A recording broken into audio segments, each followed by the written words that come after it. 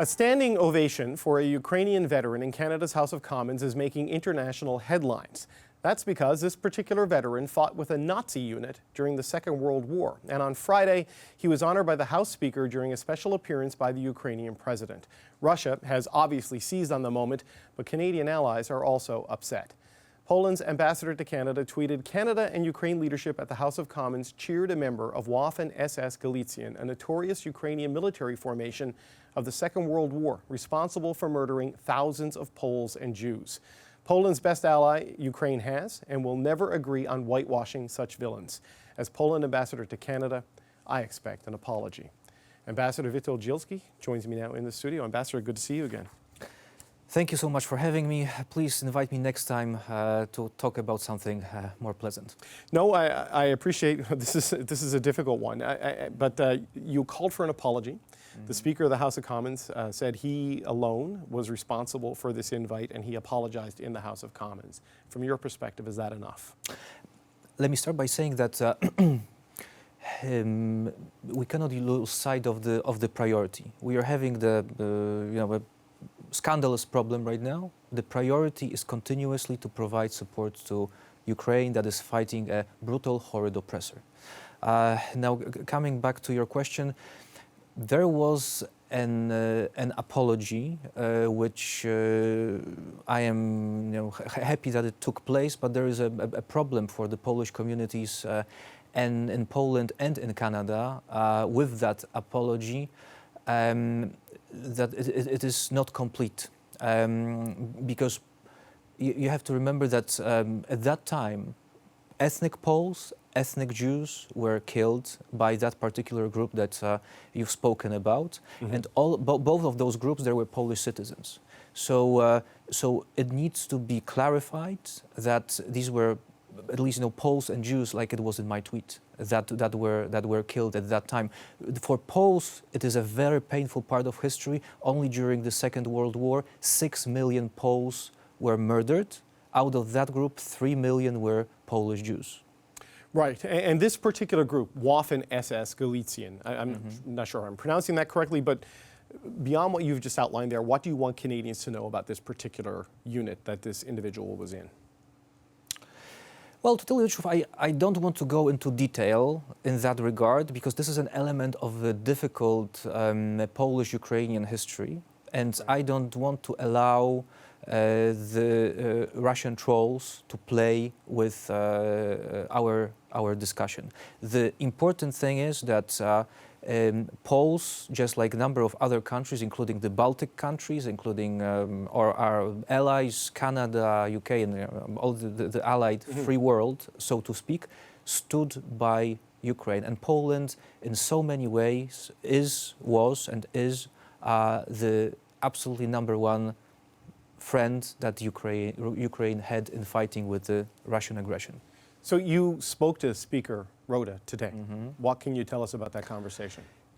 Let me say that Speaker Rota is a wonderful person, and I say it from the bottom of my heart. We've worked together on a number of topics, including a number of visits, and I feel only friendship to Speaker Rota personally.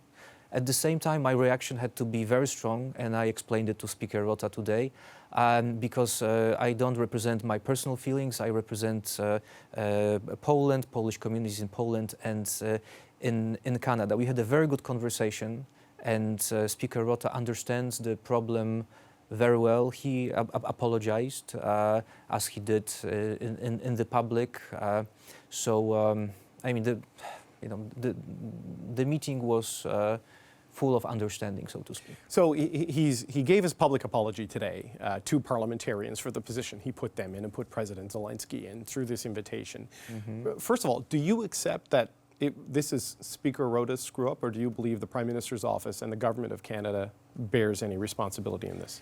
I believe that this is the cause of the situation is lack of education. And we need to treat this moment as a lesson that in the public world, in the world of politics, knowledge, fact-checking, vetting, people matters. That gentleman, not gentleman, but that person should not be in the public eye, should not be in the Canadian Parliament. There are many people, and I think they're right, say that he should be simply prosecuted. But did Speaker Rota give you any sense of whether his apology will be amended and expanded? I know there has been a lot of commentary in the House of Commons today about the hurt this has done to the Jewish population. You rightfully point out that it was more than just that, though I mean that was a very primary target, obviously, of the Nazi regime. Have you been given any sense of whether the apology will be expanded or amended in any way in public to the point that you would be satisfied? That was the intention of Speaker Rota, and but we'll have to we'll keep working on it, and I hope. I mean, it's quite obvious for me. There's no. I mean, we have to stick to historic facts. And again, you know, right. Those Jewish communities were Polish citizens, and but by this particular group struck, attacked, killed, murdered Polish ethnic communities and Jewish ethnic communities that had the Polish. They were all Poles. These were Poles. So you know the communications that Polish citizens were murdered, including Poles and Jews. Right, but it seems to me what's been expressed publicly falls short of what you're looking for, right? So do you think you're going to get what you're looking for? I have to say that the communities in Poland, if you look at Twitter and other social media, communities in Poland and in Canada, but you know all over the world as well, are quite furious with the fact that that the word Poland, Polish, Poles was omitted, and unfortunately they see it as something intentional. Down here, knowing the Canadian politics, knowing the people that I work with, and knowing I know this is not intentional. But again, it requires fact-checking and an amendment, and we need to make sure that you know, this is a lesson.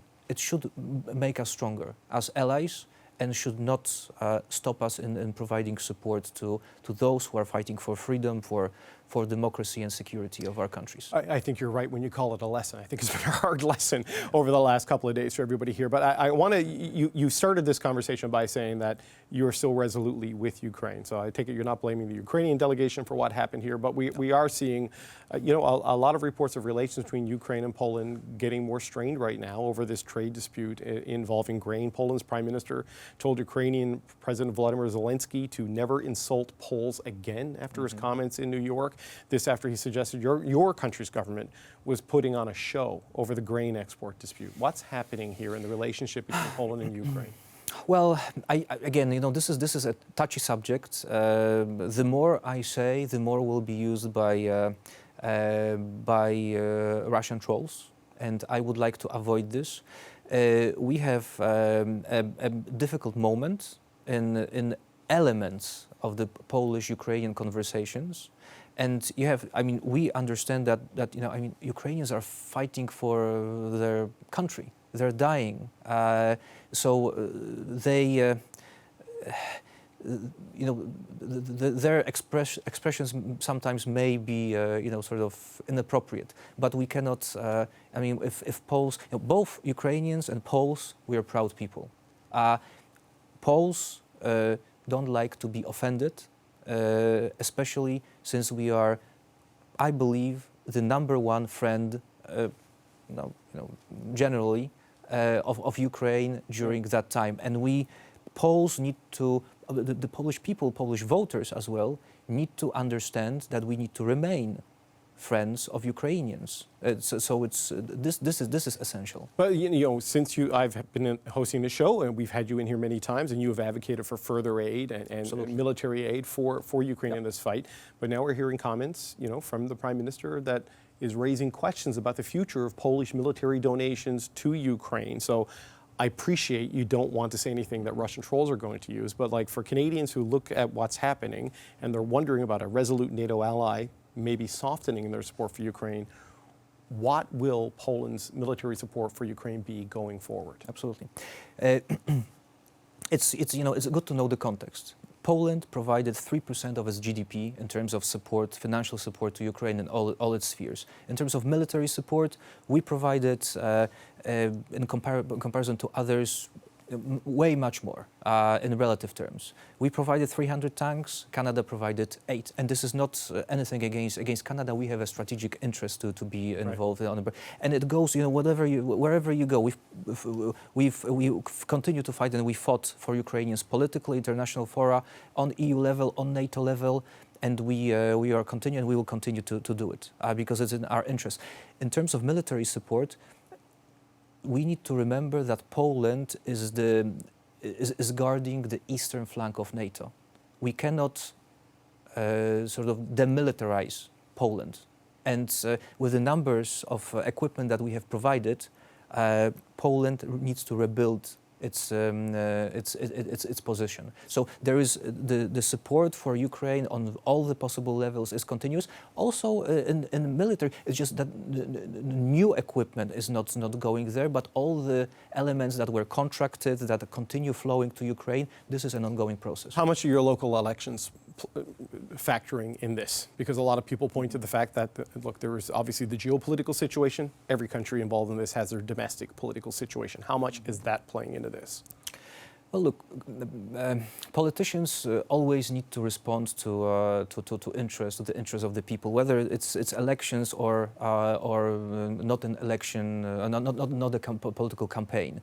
Right. But the electoral process does make things a little bit more vivid and short term, I would say. So I'm quite certain there is a certain influence, but I don't imagine that the positions on those particular topics would be different. They would not be discussed so vividly, probably, but the positions would be same. All right, I just want to circle back to where we started this conversation and just end on this with, after your meeting with Mr. Rota today, you've heard the calls for his resignation. Yeah. Do you think, given everything that happened on Friday, he can stay on in a position like this?